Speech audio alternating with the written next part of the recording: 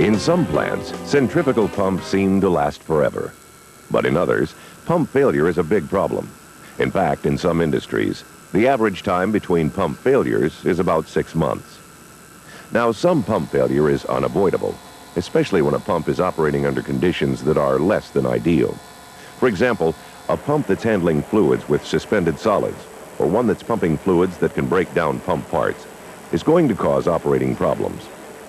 But a lot of pump problems can be avoided if you remember 3 things. Keep it clean, keep it lubed, and keep it aligned.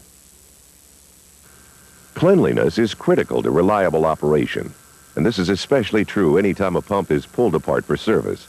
For example, handling a seal with dirty hands is more likely to cause pump problems than pumping dirty fluid. Lubrication is just as important. Now, most people know that moving parts need lubrication, but they may not understand the special lubrication needs of a pump. It's not enough to make sure the bearings in the pump and driver are properly lubricated. You've got to make sure the correct seal pressure is maintained, and on packed pumps, that the proper leakage rate is maintained. Finally, alignment. Many people, even experienced people, do not take pump manufacturers' alignment requirements seriously. But to get the most out of a pump and its driver, you've got to take the time to align it properly in the first place, then keep it aligned. These 3 problem areas, contamination, lack of lubrication, and misalignment, account for the majority of pump failures. The more you know about how they happen and how to keep them from happening, the less trouble you're going to have with pumps. Now, we're going to take a look at 3 common pump procedures: servicing a leaking pump, starting a pump up and shutting it back down again, and monitoring the operation of a pump. As we go through these, keep in mind the 3 keeps. Keep it clean, keep it lubed, and keep it aligned. Let's begin by replacing a leaking mechanical seal. Because there are a variety of mechanical seals as well as many kinds of pumps, it's very important to follow the specific instructions provided by pump manufacturers for use with their particular pump. But before you start to replace a seal, you must observe the proper shutdown procedures. The first step is to make absolutely certain that the drive cannot be started while you are near it. But besides electrical lockout, there may be other very important lockout procedures. Locking or tagging out closed suction and discharge valves can be a life and death matter, particularly if the pumped fluid is hot or otherwise hazardous. If some of your pumps handle potentially dangerous fluids, exercise caution when you are anywhere near these pumps. For example, in some cases you may have to wear personal protective equipment. Sometimes even a leak can be fatal. Besides protecting yourself, you must also protect the pump. The discharge must be shut, not only to protect yourself from any harmful chemicals, but also to protect the pump from excessive backflow. Backflow can unscrew an impeller, or even turn the pump faster than its rated safe speed. Whether the discharge is shut before or after the driver is turned off depends on your situation. But if the driver is turned off first, make sure the discharge is shut as soon as possible after that. Another way to protect the pump is to allow it to receive lubrication for as long as possible. If the pump receives external cooling and you must shut it off, it's usually a good idea to wait until after the pump is turned off. Only after following the proper shutdown procedures are you prepared to actually remove the pump to a convenient work area for seal replacement. The exact procedure for replacing a mechanical seal will vary with the pump and seal design. Yours may be different from the one shown here, but there are a few things that everyone needs to keep in mind. First, clean the inside of the pump and make sure it's in good condition. If your pump has a stuffing box, clean it out thoroughly. Any scale which is formed inside the pump could work loose and find its way into the seals. Second, carefully check the shaft for any burrs or gouges that might damage the seal or prevent sealing. And if there is one, check the shaft sleeve for scoring, burning, or cracks. Now, before you actually replace the seal, be sure of 2 things. First, make sure you've got the right seal. Check the part number. Second, make sure your hands are clean and that you're working in a clean area. Unseen dirt or scratches on a seal face can ruin it. Inspect the new seal right out of the package to make sure it's not warped or scratched. To work properly, A seal must be in perfect condition. A single dirty fingerprint can ruin it, so there's no sense installing it if you're not certain it's perfect. If there's any doubt, set it aside until the manufacturer can check it. Getting the right clearance between the seal faces is critical. If the seal faces are too tight, they won't be lubricated properly. If they're too loose, they'll leak. Some pumps have a shaft sleeve with a lip or shoulder that accurately positions the seal. Remember, though, there are a lot of different seal designs and arrangements.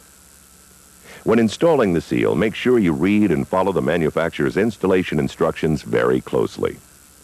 When reassembling the pump, make every effort to keep contamination out. Unlike mechanical seals, packing requires a certain amount of pump leakage for proper lubrication. But when the leakage can no longer be controlled by tightening the gland nuts, the packing needs to be replaced. Many leaking packed pumps can be serviced without opening up the pump casing or disconnecting the driver. Remember, before starting work on any pump, lock it out properly. Use a packing puller or hook to remove the old packing. It is almost impossible to remove the packing without one. And remove all of the old packing. Don't attempt to save time or money by not removing and replacing all of it. If you do, the pump will just have to be shut down and repacked that much sooner. Don't be fooled into thinking you've got all the packing just because you've hit a solid object. If there is a seal cage or lantern ring, be sure to remove it too, and then the rest of the packing. Try to clean the shaft or sleeve, and check for scoring as well as you can.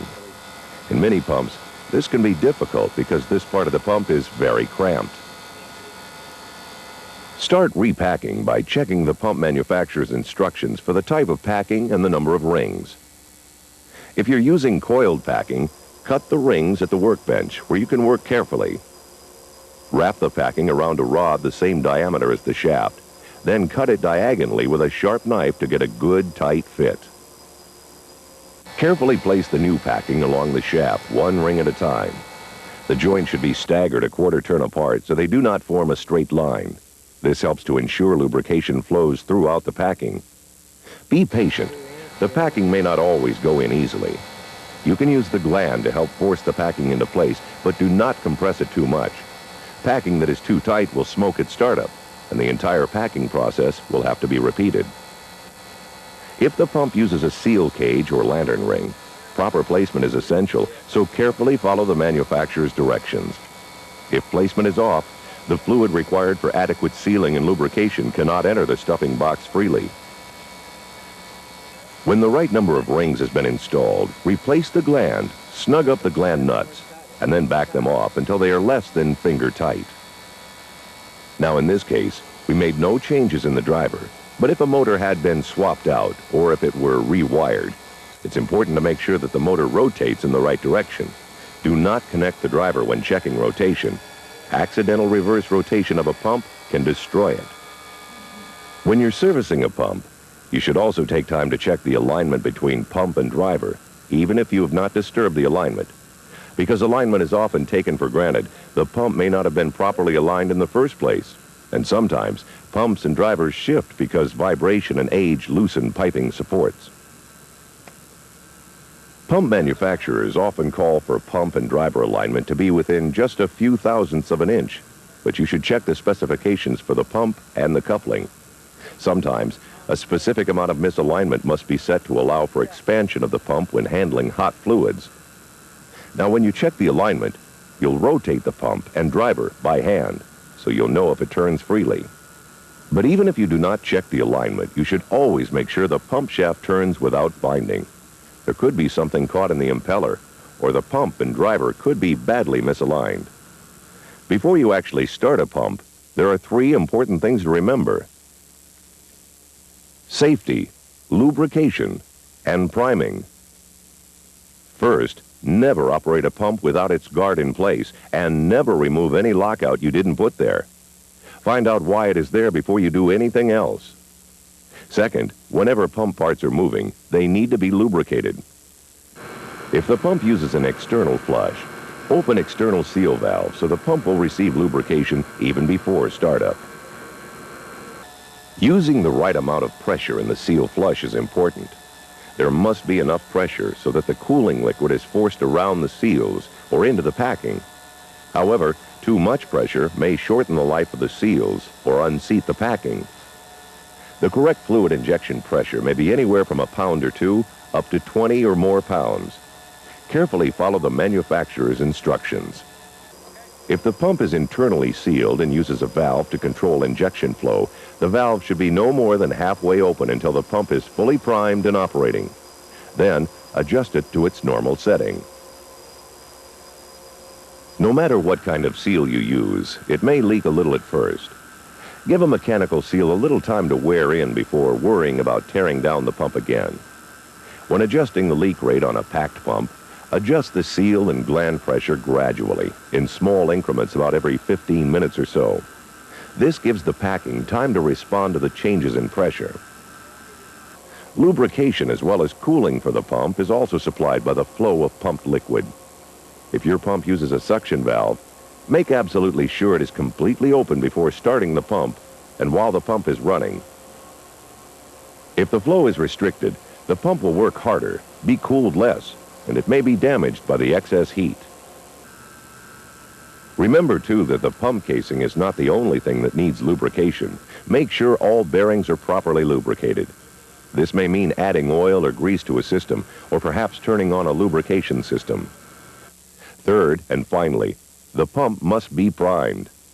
This means that all the air inside the pump and inside the piping must be forced out. A pump that is not properly primed may overheat if there's not enough fluid to provide cooling.